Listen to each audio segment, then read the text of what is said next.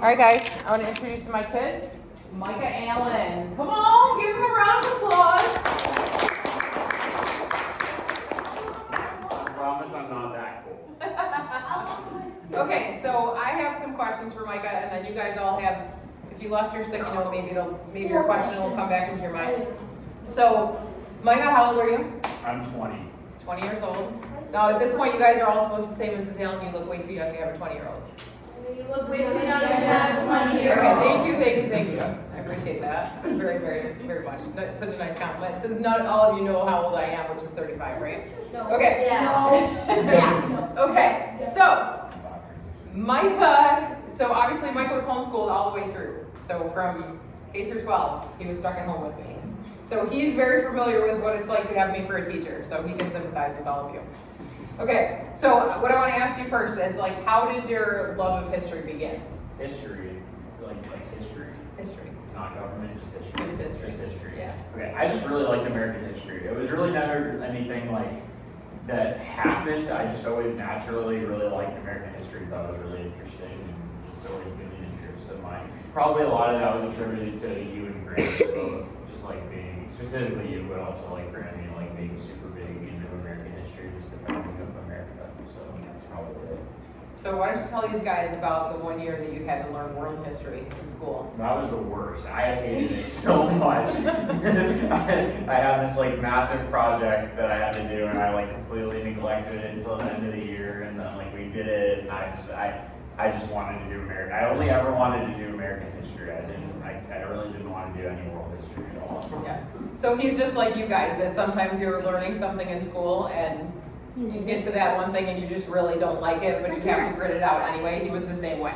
He didn't love every single subject in school, for sure. Science and math were not my favorites No. either. They're really not. No. All right, so how do you think that your interest in history began to become an interest in government? I don't really know, because I feel like I kind of view the two as like separate. Because what happened was during 2016. How old were you guys in 2016? 2 or 4. 2, 4. So you guys don't remember 2016 at all, right? But during the 2016 election, I started, because I would watch the news with my grandma who lived with us all the time, and I realized that there was like an election going on, and like for the president. So obviously that's really, really important. And I kind of struck an interest in it, but it was just an interest in that election. But then eventually, as I was watching that election, we watched like some kind of like prayer event with Franklin Graham. You guys know who Franklin Graham is? Yeah. You've heard of him? Yeah, he actually spoke at my college graduation, so that's pretty cool. But Franklin Graham was doing like a thing where he was talking about how Christians should be involved in government, and that kind of clicked, and I was like, that's something that really interests me, and that's something that I think that God might be calling me to possibly do. So that was how I kind of transitioned. Yeah. So how did you start becoming involved with doing things in government? So I started with an organization called Generation Joshua, was how I really started getting involved. I did a couple of camps with them where it was like a pretend government. It's like you went and you pretended to be a senator or a representative or somebody who works in the like State Department or the military department or something like that. And it was just like, it's basically just like a bunch of counselors make it so that it feels like you're a member of the United States government for a week. And that was something that really started to like get me involved in politics. And then I also went and did some campaigning for some candidates, knocking on some doors, calling some people, talking about the issues with people, voters, stuff like that. So that was how I really started to get involved, at least from the original standpoint. And then as that's gone forward, that's led to getting some connections through, I go to Liberty University for college, and just some connections through there, opportunities to campaign and work with people have been really interesting. And I've also interned with Generation Joshua twice now. So what does that mean to intern with Generation Joshua? So basically I work for them for free. So maybe you wouldn't always recommend working for free for everything. But you work with them for free and you get the opportunity to like experience what it's like to work there and get some experience in the field that you want to be working in. So you were one of those counselors then who helped create the mock government for all the students that go. So this is a place in Virginia. It's a college in Virginia called Patrick Henry College. And at the college, they create these government scenarios for kids to participate in. It's pretty cool. Yeah, cool. So tell us a little bit about some of the famous people you've met. Well, I actually met Mark. Have you guys heard of Marco Rubio before? He's a senator from Florida. I actually met him yesterday. So that was kind of a cool experience that I got. I met Governor Ron DeSantis. I met him in the spring. I met Mike Pence when he was the vice president of the United States. I actually got to go into the White House and meet Mike Pence in the White House. So that was a really cool opportunity. I'm trying to think, because I've met a couple other people, but they're more like smaller name people that you guys might not know. But also, when I was camp counselor as an intern with Generation Joshua, there were a couple other senators that spoke to us, James Langford and Ted Budd, and then there was an Indiana congressman who also spoke to us. So those were pretty cool opportunities. Definitely. Yeah. So we talked a little bit about, so you guys, your questions are based on like history, government, and liberty. So I just wanted to ask him one more question. So I told you guys this morning about Convo, which is that weekly gathering twice a week. That's sweet. Where all the students at Liberty University gather. Tell us something about some of the speakers that you've been able to see in your years at Liberty and at Convos at school. Yeah. So Liberty is really cool because they like to bring in a lot of different people from a lot of different fields that know, like, that are like living out like their faith in Christ, even in these like other fields. So meeting Marco Rubio spoke at Convo on Wednesday, and when Ron DeSantis came, that was like I met him like right after he spoke. So those were both connected. They both spoke at Liberty. Do any of you guys watch basketball? Oh, yeah. Do you guys know who Jonathan Isaac is? No. Kind of. Yeah, he's a center for the Magic. He's been hurt the last couple of years. But he came and spoke earlier this year, so that was pretty cool. Toby Mack came and spoke pretty recently. KB, I don't know if you guys have heard of him. He's a Christian rapper. He's going to be coming and speaking soon at Liberty. I'm trying to think back. There's some other ones. We've seen the Duck Dynasty the cast. The Duck Dynasty people. The Chosen cast came. There was twice. There was one time when it was like some people from The Chosen, and then there was another time when it was just the guy who plays Jesus in The Chosen and one of the directors. So that was pretty cool. What about some other bands that have come? Other bands. Shane and Shane was a band that came. Casting Crowns came one time. Let's see. There's so many of them. It's hard to hold them all in my brain because there have been so many really cool speakers. I don't know if you guys have heard of Glenn Youngkin before. He's the governor of Virginia. He came last year, as well as the Attorney General of Virginia, Jason Villara's, and the Lieutenant Governor of Virginia, who I would highly recommend you guys look up because she has a really inspirational story, and she's really fought from the bottom, and she's the Lieutenant Governor of Virginia. Her name is Winsome Sears. She's really inspirational. Have you heard of Winsome Sears? She's worth looking into. She's a phenomenal human being. Ted Cruz too. I also met Ted Cruz. That was cool. He's senator from Texas. So yeah, I could probably keep standing here for another 20 minutes and just like rattle off a bunch as they come to me. But there have been you guys know the guy on CBS, James Brown. He announces football. Yeah, he came to Convo last year, so that was cool. Yeah. All kinds of different people come and speak at Convo. It's pretty awesome. So tell us, are you glad you chose Liberty for college, and would you recommend that? I would recommend Liberty to anyone and everyone. Liberty is an awesome school. It's a place where you get to learn about your field, but you also get to learn about like what you want to do with your life in a Christian perspective. You constantly have opportunities to learn more from people who are living out their faith in their field or their jobs, no matter what that job is. And you get to learn. And the cool thing is that like in college these days, and I don't know how much you guys hear about this, but a lot of colleges don't really teach the truth anymore. They don't really teach the truth about God's word and how that applies to our lives. But all the things at Liberty are being taught through the perspective of the truth of God and the Bible. So it's really cool to be able to go to a school that values that truth. And I would highly recommend it to anyone. So for somebody that is going to Liberty, what would the spiritual life at Liberty look like? And how are you involved in that? Yeah, so it's actually really cool. I get to be a part of spiritual life at Liberty. everybody at Liberty, do you guys go to a church that has like small groups or something like that for you guys? Yeah, so there's small groups that everybody that lives at Liberty has an opportunity to be a part of, and everybody on like a hall, like a residence hall, a dorm hall at Liberty, is assigned to a community group, and you get the opportunity to like live with those people and to grow with those people, especially with your community group leaders. And the cool thing that I get to do is I'm what's called a resident shepherd, so I get to work with the community group leaders, and I have my community group with those guys instead of just like one of the other community groups. So that's a really cool opportunity that I have. It's cool that Liberty has people on the halls who are assigned to spiritual life, because everyone has RAs in their college. I don't know if you guys know what an RA is, but they're kind of in charge of like rules and hall like events and like fun stuff. Just more like surface level stuff, but at Liberty they also make sure that everybody's spiritual lives are also accounted for. So that's a cool part of being at Liberty that I get to be a part of. So like the first year Michael went to Liberty, he was on a floor, on his dorm floor, there was like what, 70 guys? Yeah. Somewhere around 70 guys. And so they had 2 RAs. Two RAs. So the RAs make sure like that everybody is keeping the place clean. They're in by their curfew, like Micah said, the rules. And then the RSs are in charge of making sure that everybody on the floor their spiritual needs are getting met. So they've got these community groups, and they take charge of the community group leaders.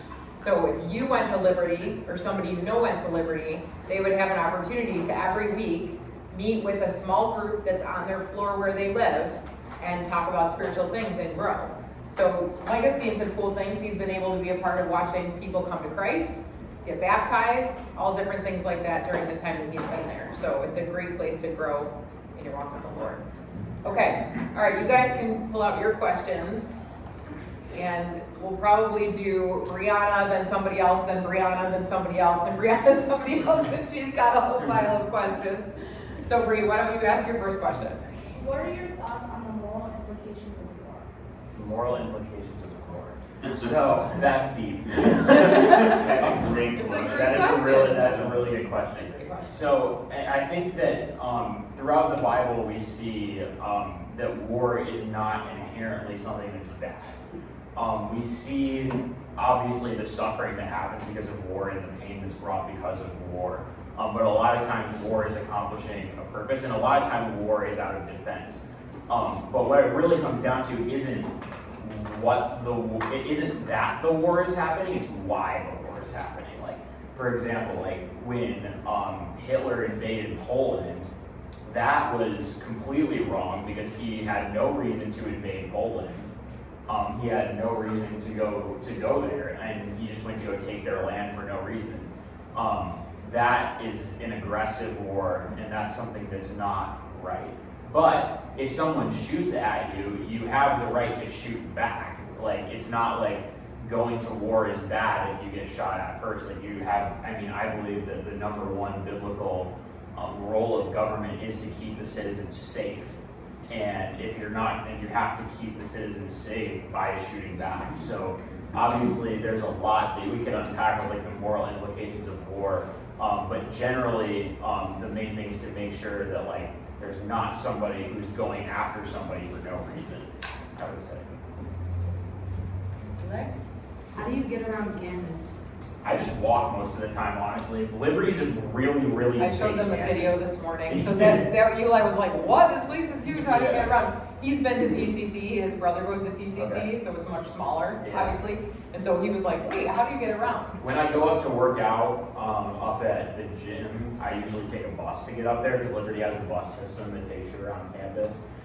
So I usually take that. I live in Commons 2, which is pretty far down. I mean, it's not as, I used to live on the Circle, which is even further down. But it's pretty far down where there's just a lot of dorms.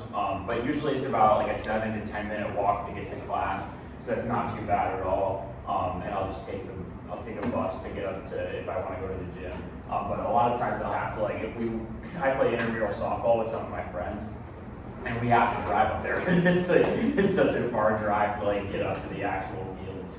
So What are other ways that people get? So you've got the bus system, you've got walking, how do other students get around? So now people don't really use these very often, but they have these things called bird scooters. Have any of you guys ever been down in like downtown of a city and seen some scooters that you can like rent and use? They have those around campus. So those are available if you want to use them, but they are a little bit expensive, so not everybody uses them. But They do have longboards. A lot of kids have longboards bikes, and they have. longboards, yeah. one wheels. You guys know what a one wheel is? Yeah, it's kind of like an electric skateboard, but there's only one wheel and you have to balance on it. People that use those, what is it? Oh yeah, one of my RAs has his own electric scooter that he drives around too. But Yeah, great question. Anybody else have another question they want to ask? Reese? What have you seen in the White House? like this current White House, No, like physically. oh, physically in the physical White House, okay. So I've taken the general tour, just the general public tour. Have you guys ever seen like the president give a speech and there's like a bunch of like yellow curtains around him? I got to see that room with my mom. We got to go through the tour together. We saw some of the main like dining rooms and some of just the like more public areas. However, when I got to meet Mike Pence, I got a super cool opportunity to go first into the executive office building, which is next door to the White House, and we got to go into Mike Pence's office in that. So the office of the vice president. The vice president actually has 3 offices. One in the White House, one in the executive office building, and then one in, I believe it's, I don't know the number of Massachusetts Avenue, but it's his, like the vice president's like house. But we got to go see his office there, and then we got to go into the White House bowling alley downstairs, which is still in the executive office building, but it's like that same general area. But So then, can you get underground from the executive building to the White House? yes, you can. It's not public though. We didn't get taken through there. But because when we went from the executive office building after that, we go over to the White House, and I didn't see a whole lot in the White House because we were just kind of in and out. But we got to go into the place where they actually do work and stuff, and we got to meet Mike Pence in the room that's next to the president's office. It's called the Roosevelt Room. So that's probably the biggest thing that I've seen. Mhm. I think you didn't actually get to see the Oval Office, but you could see that the doors were rounded, or like the walls were rounded around the building. So that was Leilani, when you went to DC, did you guys go into the White House? No, you didn't. You saw it from the outside, I'm sure. Yeah, cool. You have to, now there's a process that you have to go through. You actually have to apply with your senator in order to get a pass to go through the general tour. So it's not as easy. Is that still in place? You can't, I'm actually not sure. Yeah, I'm not completely sure how that works, honestly. I haven't done a White House tour since we did. I don't know if that's changed since COVID. Yeah, it or might what be the deal changed. is with that, There's but- a lot of security that you have to go through to get in.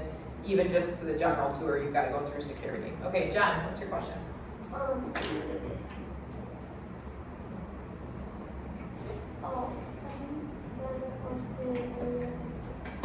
I have not seen Area 51. Area 51 is in Nevada.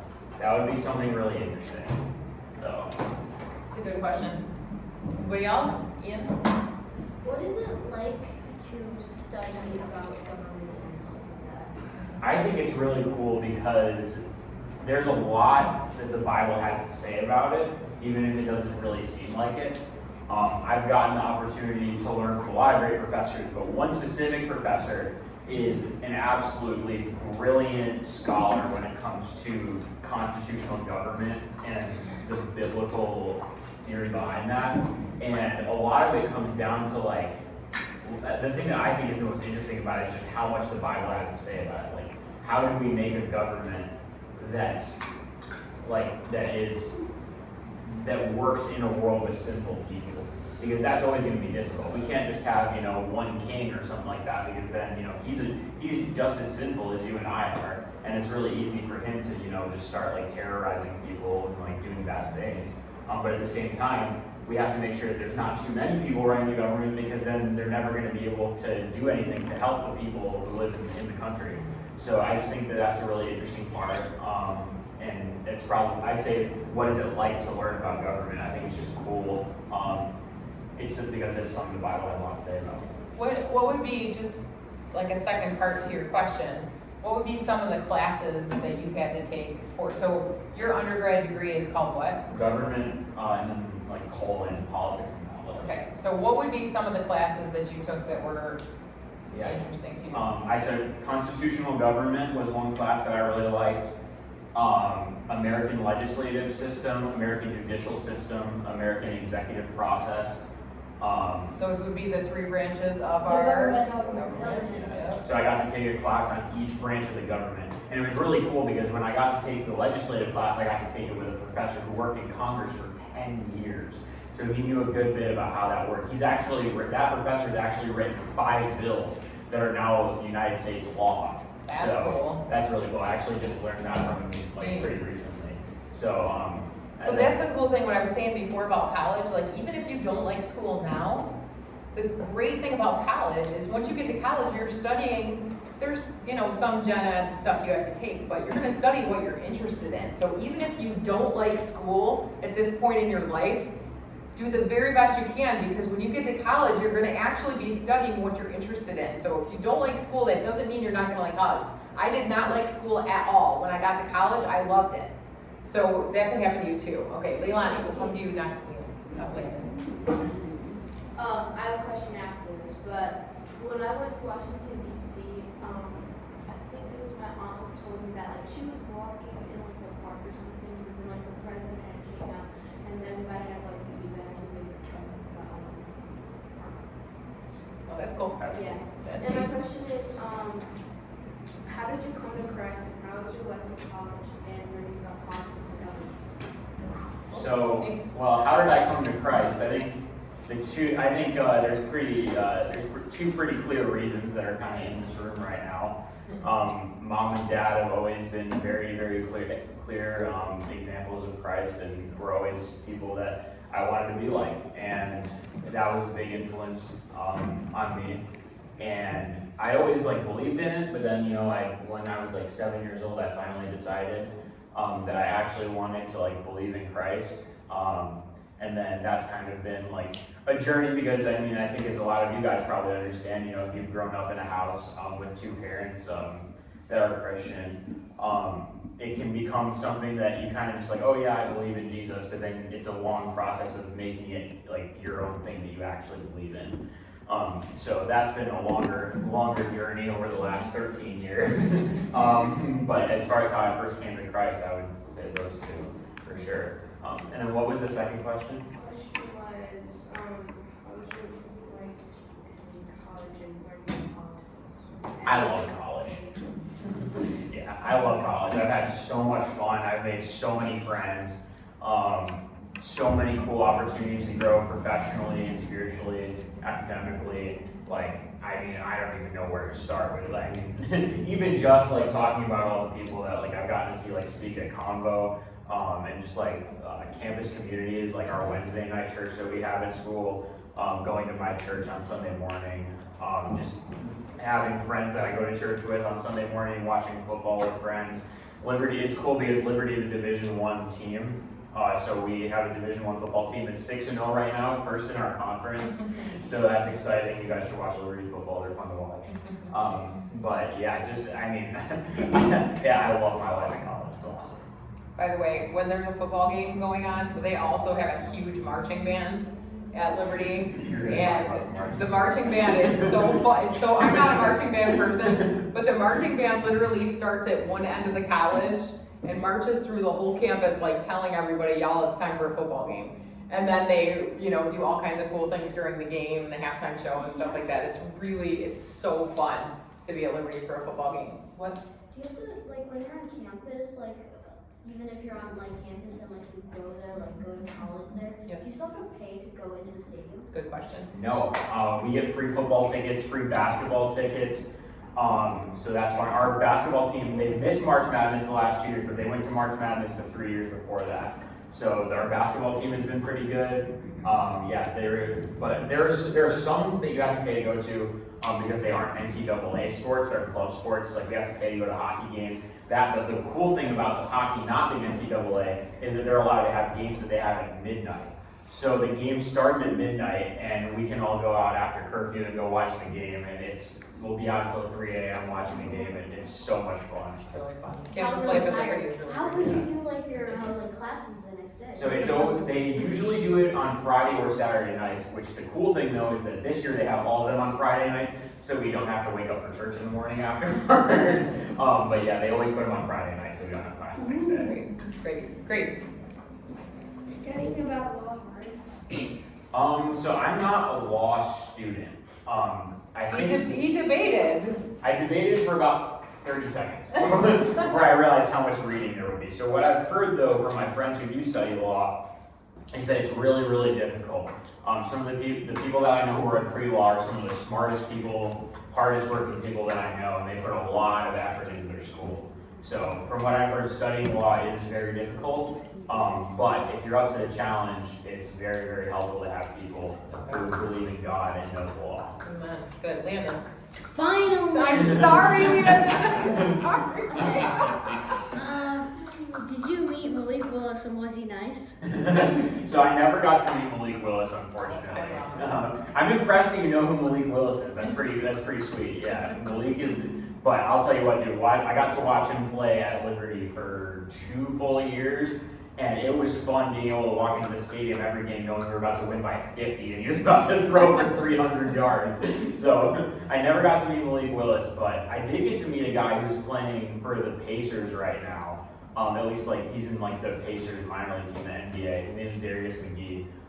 He's actually really good at bowling, which is surprising. And that was how I met him, was because I was bowling with some friends. Because Liberty has a bowling alley that we can go to for pretty cheap. So we were all bowling, and he was down there bowling, and he's like our star basketball player. He bowled like a 280 or something like that.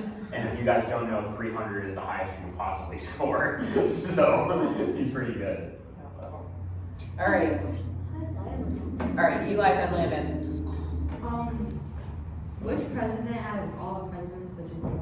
That's such a good question. It's about to unpack that. I think- Buckle up. So I think that when you talk about who the best president ever was, there's really only 2 people you can actually make an argument for. And I think that that's George Washington or Abraham Lincoln. And there's a reason why those are the 2 most famous, I could be that guy who wants to be like, I love Calvin Coolidge because he cut spending. And is that true? Yes, Calvin Coolidge was a fantastic president. You guys should research it. But at the end of the day, there was one guy who could have been king of the United States of America, and he chose not to be, and that was George Washington. And even though the United States was not dealing with too many international issues yet, he still had to be the guy who united the country, and that's pretty difficult. And talking about uniting a country, let's talk about Abraham Lincoln, who literally kept the United States as we know today. If it wasn't for Abraham Lincoln, there's a very real chance that there are 2 different countries where the United States is right now. Yep. There's a very real chance that there's a Confederate States of America. And there's a very real chance that the Confederate States of America wouldn't have allowed freedoms to people that we have in America today that are bad things. And the repercussions of Abraham Lincoln's leadership, I think in the biggest crisis in the history of our country, I believe makes Abraham Lincoln the best president that we've ever had. You satisfied with that answer? I'm gonna go ahead and agree with him on that. Okay, Landon, go ahead. Did you like Franklin D. Roosevelt as a president? Did you stop to ask that? I did not. If I had thought of that, I would have. So I'm going to be honest, and I don't know what you guys have learned about Franklin D. Roosevelt, but I think that Franklin D. Roosevelt is one of the worst presidents in American history. I think that Franklin D. Roosevelt's policies were very detrimental to our economy. You guys hear a lot about how bad the United States' spending is. Yes. The United States literally spends trillions.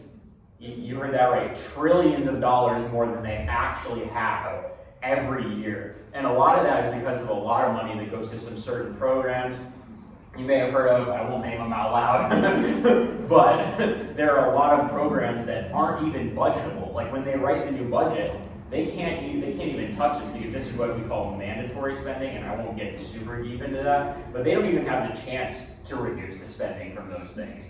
So, and a lot of those happened when Franklin D. Roosevelt was the president. And a lot of his policies not only didn't stop the Great Depression, prolonged the Great Depression, and I also think that he got the United States, I think he could have prevented the United States involvement in World War II, but that's a lot. So, why did you ask that question? Actually, Franklin D. Roosevelt in a play. Yeah. We're doing Annie here. Oh, okay. There he Well, is. I'm sure you'll be a much better Franklin D. Roosevelt than Franklin D. Roosevelt was. All right, we'll come to you in a second. Bree, do you have another question? Yes. Do you believe in conspiracy theories? Depends on which conspiracy theory we're talking about. Moon landing. Do you The think? moon landing was real. Do you think? What? Do you think Obama was a white? Did you actually just ask that? Are you being serious? That's what they say That's what they say on on Yeah. TikTok. Do you think climate change is real? What did John say? John, Do you think okay, climate go ahead, dig deep, breathe deep, and say that loud enough for everyone to hear it. Do you think Obama's wife is a man? Whose wife is a Oh, man? Whose wife is a man? That is a funny conspiracy theory, I'll say that. We're gonna leave that one alone. Wait. Conspiracy theory that I do believe in is that the Russians actually were responsible for the assassination of JFK. I do. Yeah. She knows what's Yeah. up. You think that Charles is a vampire? Okay, who's got another question? Anybody else? Landon? What's your favorite food? Ooh, steak. I know. Yes. I know it's super basic, but I gotta go. Gotta go with with steak. steak. Yeah. Gotta go with steak. Yeah. All right, Eli? What's your favorite Bible character? Favorite Bible character? Jesus. Other than Jesus. Other than the hero. That's a really good question. I think there are two things that I think of. I think of Joshua and his leadership. I think of Josiah and his leadership, both from like a very young age. And then I also think of Paul's endurance. I think there are a few things that stick out to me as far as like Bible characters go. Good, good. Landon? Do you think I'll make college football? Do I what about college football? Do you think I'll make college football? Yes, easily. Work hard, man. Work hard. Just keep working hard, keep lifting, keep throwing, you'll make it. What position do you play? Right receiver. Let's go. Yeah, you'll do it. You got it. All right, great. Do you know who the Rolling Stones are? I know who they are, but I've never listened to any of their music before. Do you listen to good music according to your mom? That's a good question. Definitely, we have some of it in common. We both like country. We both like classic rock. I hate women. But also I listen to a lot of like pop music that she wouldn't listen to. So there's like, So the roads Listen diverge to at some dramatic point and music. come together at other points. Okay, Yeah. John. Okay. So, Olivia Rodrigo went to the White House. And she what? Olivia Rodrigo went to the White House. Do you think he lives there? I did not see Olivia Rodrigo. We only visited I three times. I was outside the White House for the first time in a long time this summer. But before that, I hadn't been to the White House since 2019 when I met them. Really? Yeah, that was the first. Oh, because we've gone When I outside went, of when Pittsburgh you and there. I went this summer, and I went with Austin Ashley later, and the White House. That was the first time I've been to the White House Seriously? since Okay. COVID. Yeah, so he's been to the White House like probably 5 times.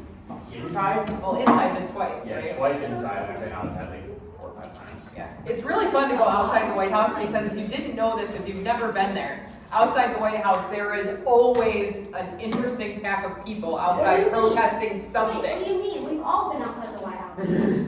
Facts, facts. I mean like on the street. When you're on the street there, there's always people protesting, picketing, there's always people there, Jehovah's Witnesses there, all kinds of people standing there. Anti-war activists are the Yes. crazy ones. Anti-war. So, Yeah. and then there's always somebody selling bottled water, so you see all kinds of things And there. it's usually not a big deal. It is. Dollar Yeah. Gatorade, $2 Gatorade, $1 water bottle, not too bad. Especially on a hot day when you're walking all around DC. Yes. Tip, don't walk to the Jefferson Memorial, drive there, but it is worth going. We learned that the hard way this summer. It What we looks, like to do is we start at one end of DC and we walk all the way to the other end, and then we get an Uber from the other end to our hotel. Well, we decided, because we had never been to the Jefferson Memorial, last time we were like, all right, we'll just walk to the Jefferson Memorial and get the Uber from and it there. looked really close, and then we were walking and walking, it was like, this is further than we think. And then we walk up there and boom, there's a lake. And we had to walk And all no the way bridge. around the lake. We We had to walk all the way around the lake to get there, so yeah, that was a long day. Yeah. There's a lot of walking to do in DC, but it is well worth doing it. We both really enjoy being there a lot. All right, any other questions? Free. Okay. So is college easier than you think? I would say yes, college is easier than you think. At least for me, college is easier than I thought it was going to be. Personally, though, the way that I'm kind of wired is I'm not very good at math and science, but I'm significantly better at stuff like English and writing. So going into college, you have to write a lot of papers. Like, at least for my degree, I had to write a lot of papers. So that came pretty naturally to me. This is going to sound crazy to you guys.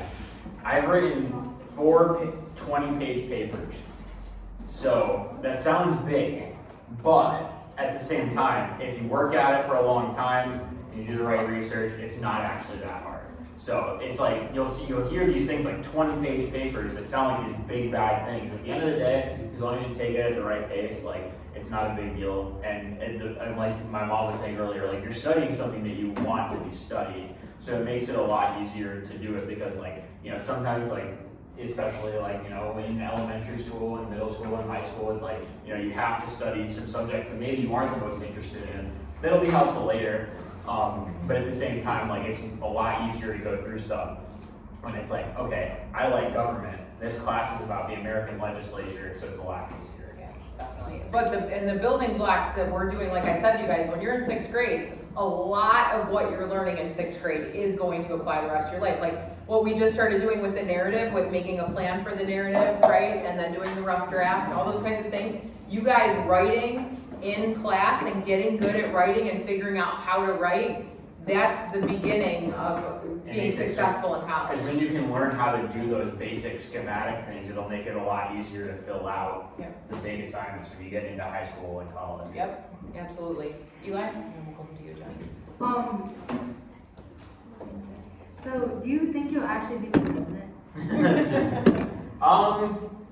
The job doesn't exactly sound appealing to me. You lose all of your privacy for the rest of your life. You're going to get constantly slandered by half the country. You're probably going to be accused of things that you didn't do. Like there's a lot of bad that comes along with that doesn't necessarily intrigue me. I don't even know if I want to do necessarily any kind of elected official work. We'll have to see. I would love to be. I tell people my dream job is the chief of staff for the White House because they get to work behind the scenes and do a lot of really like positive work and manage things and really get to make a difference. But A, you don't have to run an election, and B, you're not in the public eye quite as much. So it's a bit lighter on some of the negative portions of it. Like you still get to make a really positive impact. So maybe. We'll see. We'll see. Okay, John? Do they, what is your favorite pop singer? My favorite pop singer? I don't really listen to a lot of like mainstream pop, like not a lot of like if you turn on the radio kind of thing, you're probably not gonna hear the kind of music that I like to listen to because they're not like the most famous bands, but they are like kind of like, they're not like super small bands either. But if I had to pick like a mainstream pop singer, back when I was your guys' age, One Direction was a huge band and I love One Direction. That's good. Also what? There's 7 Starbucks on campus. Oh, I said there was probably, how many Starbucks are actually on campus? There are 2 Starbucks on campus. Oh, I said there were 7. I think I said 7.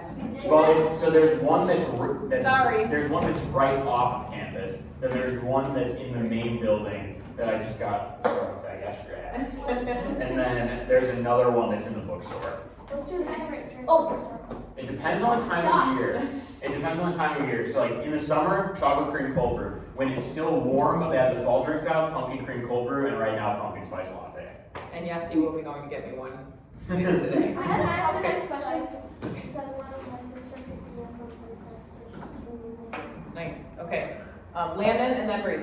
Can I go to the restroom? I don't know, can you? Yeah. Yes. You may. He never heard that before in his life, by the way. I did write this before you mentioned it, but what do you think you can accomplish with America's debt and possible depression and recession as president? So the interesting, like if I was the president. So That's actually a really difficult issue to solve as the president.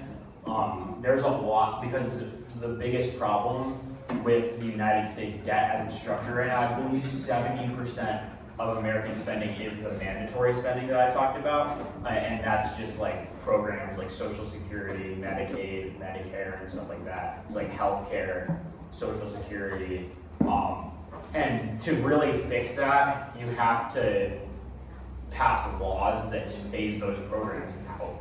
So that would have to be like, you know, over this amount of time, like we're gonna give everybody the money that they paid into Social Security, and everyone who's on Social Security can have the money, and then we're not gonna accept any new members. So that's like a long process, and then. So how would those laws get passed? And so those would be passed through Congress. To Congress, right? Oh, you're asking. I was asking you, because you said as president, how are you gonna do that? And that's the misconception that lots of people make, right? When we were talking about the branches of government, we think that the president has way more power than he actually has. He doesn't have that much power, right? The Congress has to make those laws, and that's how that kind of change is made. Great question, great question. Who did I just say was gonna go after Bree? All right, Eli, go ahead. So you said there was 4 offices for the vice president. How many are there for the president? Is one? I'm actually not sure. I've never been told that. I think the difference with the vice president is that the vice president has a lot more places to be, and he can't have an office in the White House. So the vice president has a little bit more flexibility with, like, if he needs to be close to the president, he can be in the executive office building. Obviously, if he needs to be in his house, which is a separate place from the White House, the president gets the luxury of living and working in the same place. And the vice president doesn't get that, so he gets his own office in his house. And then the third office, where did I say the third office was? Executive office building, his house. Is the executive office building, because he's the president of the Congress. The vice president is the president of the Congress. He's the president of the Senate The Senate. specifically. But that is true. However, the vice president doesn't generally do a lot with Congress and doesn't. I don't remember where I said the third office was. But I believe the president only has one specific office, unless you want to count his office that he has. And I would highly recommend you guys YouTube some videos about Air Force One. It's a really cool plane, but the president does have an office on the plane. True. Ella? Do you think you will be capable of being president if you were president? Well, here's the thing. I know that if I am president, it's that God put me there for a reason. And if God put me there for a reason, then he's going to give me the strength and that I need to do the job. So I would say that the answer, even if I don't feel like it, the answer is yes. It is. Grace? Does the vice president still have a big house?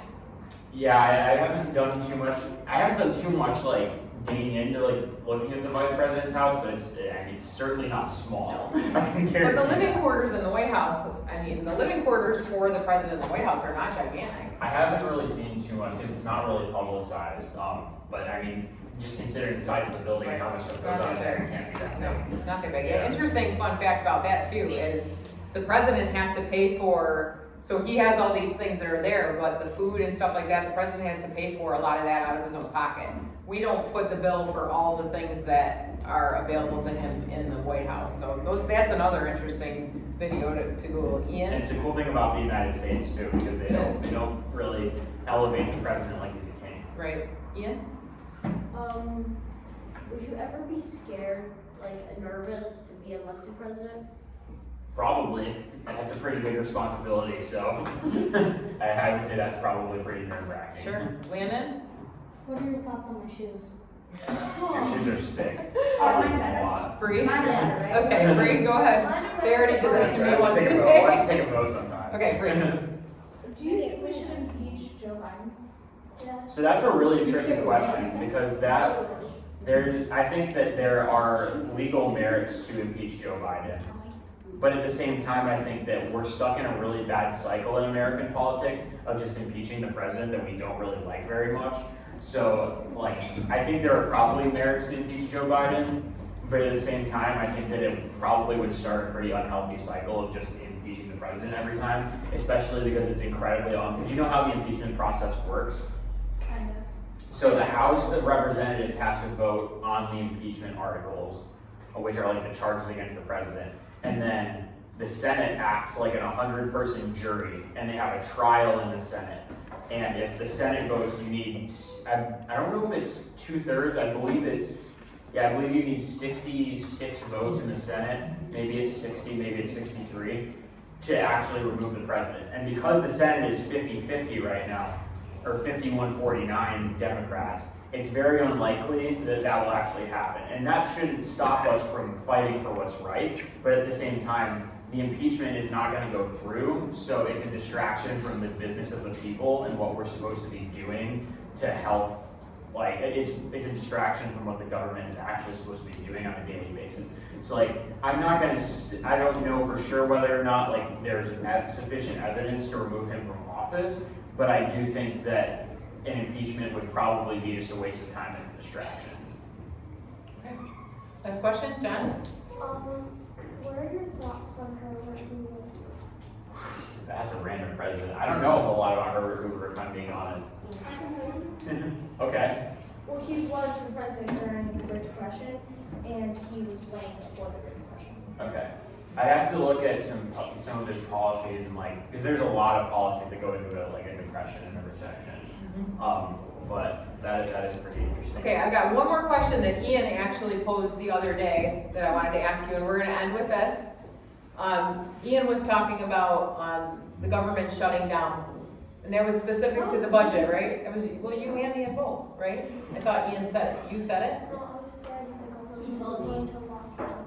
Oh, okay. I think you maybe. Okay, I'm sorry. I got John mixed up. told me it, and Wasn't then I that canceled. canceled Okay, though? No, so it was an emergency alert actually before. so can you explain? Just explain what that means, and it's okay. That's what I'm. He's gonna explain what all about that. So what a government shutdown does, it means the government runs out of money. Now they are always good at finding ways to not run out of money. That's a whole other story.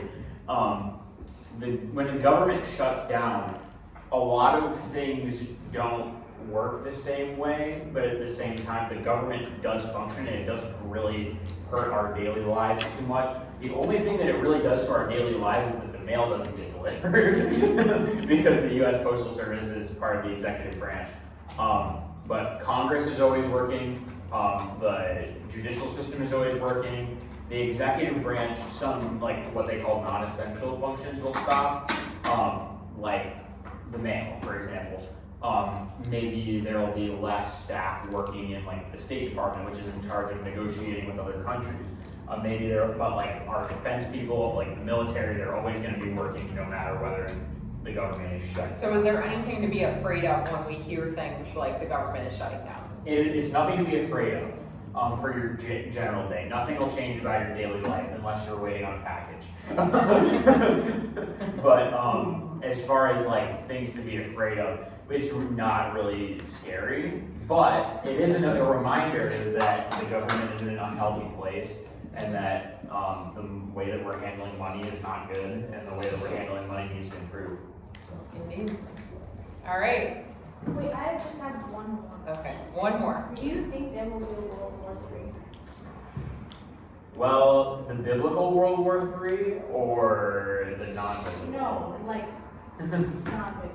I highly doubt there will be another World War. I think that although tensions are high and the media is likely to, that's the other thing, is that media is in it to make money, and not that they won't report the truth, but they're likely to make things sound worse than, we were just talking about this at lunch, they're likely to make things sound worse than they actually are because they'll get more people to watch it.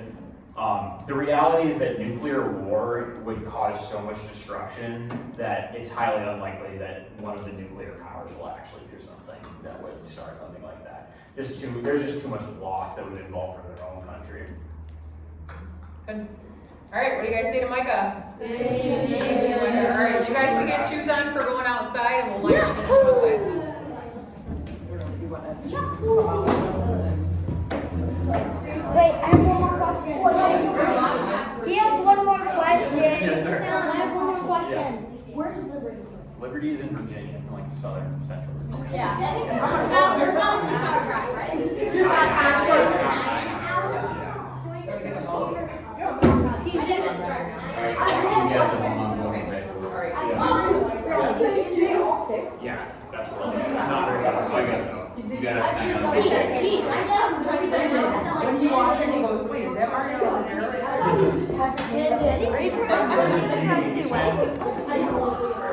the Mariano Perry here for me. You saw it right away. Are you a Yankees fan? No, which is okay, let's go. Miss Alice, do you want me to stop the video? What? Can I stop the Oh, video? yeah, can you please do that one? Yeah. Do you think that's